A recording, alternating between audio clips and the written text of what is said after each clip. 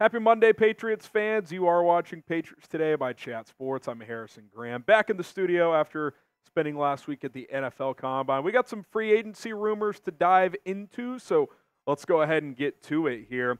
Remember last week, or was it the week before, when we said Tyron Smith, there's almost no chance he leaves Dallas? Well, we were wrong about that. In fact, there's almost no chance he returns to Dallas based on reporting from Ian Rappaport and others. He's going to hit the open market, and a new report has surfaced that the Patriots have interest in the veteran left tackle. Here's Mark Daniels with the report. The Patriots would like to find a starting caliber tackle in free agency. One name to watch is Tyron Smith, who earned second-team All-Pro with the Cowboys last season. The 33-year-old would provide a short-term solution at left tackle, and the Patriots are expected to pursue Smith when free agency opens. And Rolly, I can't say I saw this one coming, but interesting development nonetheless. No, it's very intriguing because of how good Tyron Smith is. We didn't expect a team like Dallas, who is having aspirations to win a title now, to let that type of left tackle hit the open market. Granted, he is 33, like Mark Daniels mentioned. He's had injury history as well, but he's still a very, very good left tackle. I'd put him still in the top 10 in the National Football League for sure. And if the Patriots did want to go that route, we'll talk about it in just a second, it would provide them a lot of flexibility because you no longer have to focus on drafting an offensive tackle early in the NFL draft if you want that route. Because if you sign Smith, you re-sign Onwenu, well, your tackles are set now, and then you could really focus on skill positions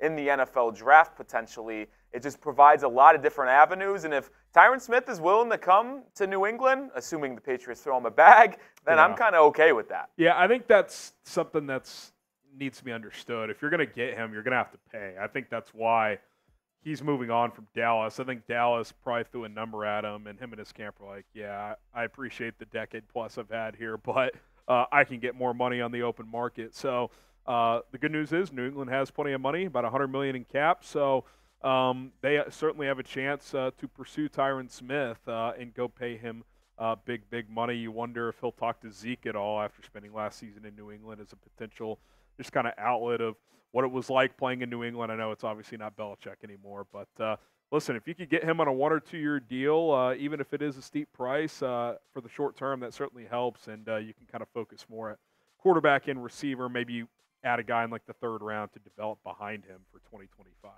So how likely are you, by the way, to recommend this show, Patriots Today, especially for you long-time subscribers? We're publishing content on the daily here. How likely are you to recommend this to a friend, to a family member, to another Patriots fan, etc.? Scale from 1 to 10, 10 being you would recommend it to all your Patriots fans, 1 being the show sucks, which I don't know why you'd be watching if that was the case, but let us know. And, hey, if you have any recommendations on what we can do better or this and that, let us know in the comment section as well. But scale 1 to 10, how likely are you to recommend this show? Okay, you look at Tyron Smith's PFF grades, and, yeah, Rolly, this is not a guy that's going to play 17 games per year, but he usually does play through injury, which is the good news. This is not a guy who, like, consistently is missing half the season or something like that. When he's out there, he is still a stellar player. I mean, he was second-team All-Pro last season. Yeah, I mean, listen, when he was at the beginning of his career, he was a model of consistency in Dallas, playing 16, 15, 13 games a season. It's really been the last 4 as he's crept onto that other side of 30 that's been the most concerning. 2020 only played 2 games. 2021 he played 11, went to the Pro Bowl, but then 2022 only 4 games. And then this past season he did play 13, and you mentioned it. He's a warrior. He will battle through injuries as long as it's not too serious. He will try to get out there and play. And the thing that intrigues me the most about signing Tyron Smith is because he is so experienced, if you do go the rookie quarterback route, as long as Smith is on the field, you really are not going to be that concerned about the rookie taking too many hits from that blind side, assuming it's not Michael Penix being the quarterback, because it wouldn't be his blind side. He's really good when he's on the field. And the question is, and we kind of labeled it just a second ago, he is 33. You're going to have to pay him a lot. It's not going to be a long-term deal, so it could be a potential stopgap guy and then the veteran to a developmental left tackle in that third round. And he is going to be expensive, but it would provide New England a lot of flexibility heading into the draft and the rest of free agency. And I'll say this, Rolly, just being at the Combine, this is a deep tackle draft. You could still get someone in the second or third round to be a swing tackle as a rookie, And then also, if Smith goes down, you can plug him and play him. Like, there's going to be guys in the, day 2, maybe even early day 3 that can give you snaps as a rookie in the NFL. I mean, these guys are just incredibly athletic this year. I mean, this is a good draft. Even if you do fill your starters in free agency, like if you're New England, I think you got to be thinking about adding one of these guys at some point in the draft. But and quite frankly, if you do sign Tyron Smith as your left tackle, you need a quality swing tackle, and I think the way to do that is through the draft with how it's just these guys look this year. Yeah, one last thing here before we move on. The flexibility, I think that is so massive here because you could then go rookie QB at 3 if you decide on Jane Daniels or Drake May, whatever one you're cool with them falling to you. And then at 34, you can go wide receiver. There are so many good wide receivers in this draft class. There is going to be first-round talent at that position at 34, or how maybe you package to move up to get someone late in the first round like an A.D. Mitchell or a Ladd McConkey if you're worried about them not being there at 34, and you get that 5th year. I think that's a real possibility, and then it allows you in that 3rd round to go with a Patrick Paul, a Dominic Puny, or someone like that can learn under Tyron Smith, but also be a swing tackle and start if needed if Smith or Onwenu went down in year 1. I think it just makes all the sense in the world that if Smith is willing to come to Foxborough, that Eliot Wolf and Jerod Mayo pick him up. And free agency does start in a week, Harrison. We're here, baby. We're damn near 350 subscribers away from 9,000. I think we can get to that 9K mark before free agency starts a week from today. Hit that sub button because we are going to make sure you are up to date on the latest Patriots news and rumors going into free agency. And when they make a move, when that opens up on March 11th, we'll have a video for sure. Yeah, we'll have an updated free agent targets list that goes out later this week as well, so be on the lookout for that. So hit that subscribe button. Rolly and I got you covered. All right, let's talk about some internal guys. Kyle Dugger, Mike Onwenu. Are the Patriots going to re-sign them? There's some chatter that both could get secure before free agency opens. And by the way, just side note, franchise tag deadline is tomorrow. So if they do not tag Kyle Dugger by then, if you don't re-sign him before next Wednesday when the official league year starts, then you're risking him signing elsewhere in free agency. Here's Mark Daniels again with the report saying Mayo and Wolf's desires to retain Kyle Dugger and Mike Onwenu isn't just lip service. They're actively working to re-sign the two ahead of free agency, along with Henry and Kendrick Bourne. The Patriots have expressed interest in bringing back Mac Wilson, Pharaoh Brown, and Miles Bryant, among others. And obviously, Rolly, Dugger and Onwenu are kind of the two big names right now that are obviously key contributors. Yeah, and I want to start with the offensive line and Mike Onwenu because I've said this in depth, and we've both echoed this sentiment that keeping Onwenu is key because you do not want to replace both offensive tackle spots in free agency and the draft. Obviously, Tyron Smith, that might change things because if you sign him, well, then you might have to just address right tackle in the draft. But bringing back Mike Onwenu allows you to just have to address that left tackle position as Trent Brown is not expected to return. And I just think that provides the Patriots a lot of different avenues they could go down in the draft and free agency. They could add more depth to that interior spot as well. I think re-signing Onwenu is very, very important for New England. But the same could be said about Kyle Dugger because Jalen Mills is also a free agent. And the lone safeties you have right now are Cody Davis and Schooler, who are both special teams guys, and then Jabril Peppers, who was fantastic this year, but you need another running mate for him. And Kyle Dugger has been experienced. He's not afraid to get in the box and play the run. He's also improved as a coverage guy, defending tight ends in man-to-man situation as well. Dugger is just so key for this Patriots defense over the last 2 or 3 seasons, and we're in the business of keeping good homegrown talent in Foxborough. Both of these guys, in my opinion, should be re-signed, and I think it's a no-brainer for Eliot Wolf. Yeah, and look, I think especially with Dugger, too, you cut Adrian Phillips, who's been kind of a starter at times, a third safety last year, so I think keeping Dugger is vital because if you don't, I mean, that's just another hole that you're creating. And look, you cut J.C. Jackson, like that money that freed up, just pay Kyle Dugger with it. That's kind of how I view that situation. So we'll see what transpires over the next few days. We'll see if Dugger gets franchise tagged tomorrow. That seems unlikely at this point, but could still be an option for New England if they do kind of want to just add that layer of protection, if you will. So who is more important? Bringing back which guy is more important? Is it Kyle Dugger? If so, type KD. If you think it's Mike Onwenu, type MO. Let us know what you guys think in the comment section down below.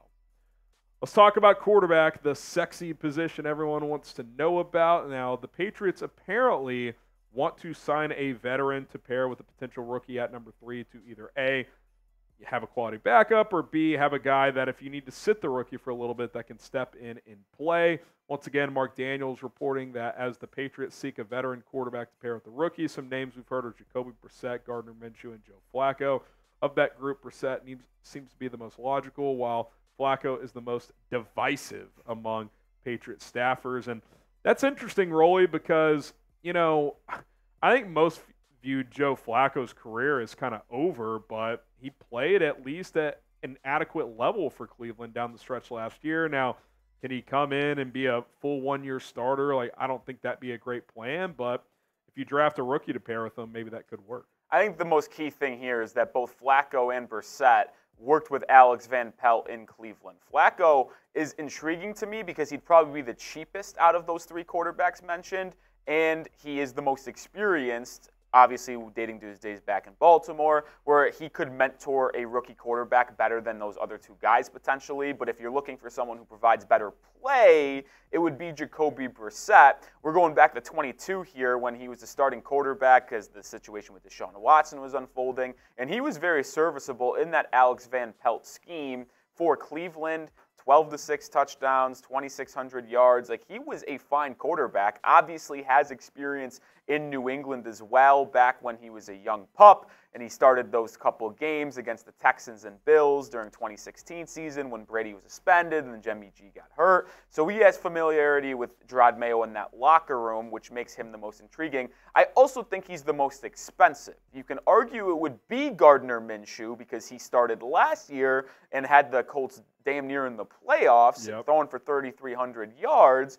But I think Brissett has proven to be such a good backup and a good leader in that QB room that a team like Washington, who might want to re-sign him to help that rookie quarterback, or the Patriots, who might want to re-sign him to be a bridge starter or a mentor for their rookie quarterback, I don't know. I just don't know if I'm sold on Minshew. I'd probably lean Brissett. Yeah, I also think Minshew, he may want to go somewhere where starting at least for this entire year is more of a possibility. And if you draft a quarterback at 3, sure, you might sit him at first, but you're probably wanting to play him at some point as a rookie. Minshew may go, I don't know if Pittsburgh would show interest, but somewhere like that where he's got a legitimate chance to be the starter for this entire season. I kind of like the Brissett idea. He's scheme-proof. He's been in a lot of different systems and played well. He can start. He can be a backup. If he's on the field, you don't feel like that's a detriment to you. And I feel like he'll be a little cheaper than Minshew. Maybe I'm off on that. We'll have to wait and see how that transpires. But I do agree that getting a vet in there does make sense to pair with a rookie.